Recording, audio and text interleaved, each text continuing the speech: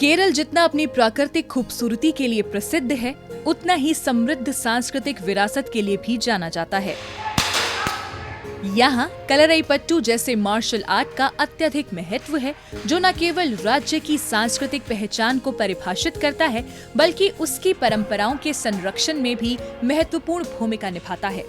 कलरीपयट्टू केरल का एक प्राचीन मार्शल आर्ट है, जो न केवल शारीरिक बल और तकनीकी कौशल का अभ्यास है, बल्कि ये प्राचीन युद्ध कला का रूप भी है। कलरीपयट्टू के प्रशिक्षण में शारीरिक सौष्ठव, मानसिक अनुशासन और आत्मरक्षा की कला को विकसित किया जाता है। इस कला रूप की जड़ें लगभग 3000 साल पुरानी है और ये युद्ध कला के साथ साथ आध्यात्मिकता और शारीरिक संतुलन को भी सिखाता है।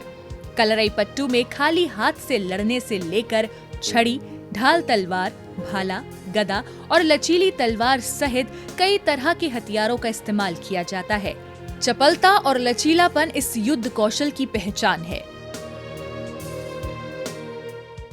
No one can beat a proper martial arts like Kalaripayattu artist. So हमें वो जो ओरिजिन है, जो अपने जनरेशन जो फॉलोअप कर रहा था, उसका असलियत यहाँ पे दिखाना था। तो इसलिए हमारा वॉरियर्स ऐसे है कि आप भी देख चुका होगा, like that much skilled are artists are. Kerala के पारंपरिक मार्शल आर्ट कलरीपयट्टू को दुनिया की सभी मार्शल आर्ट में सबसे प्राचीन और सबसे वैज्ञानिक माना जाता है। इस मार्शल आर्ट की कुशलता और प्रभावशीलता से भयभीत होकर भारत में अपने शासनकाल के दौरान अंग्रेजों ने देश में कलरीपयट्टू के अभ्यास पर प्रतिबंध लगा दिया था। इस मार्शल आर्ट में न सिर्फ अस्त्र शस्त्र बल्कि आग से भी विभिन्न तरह के युद्ध अभ्यास किए जाते हैं।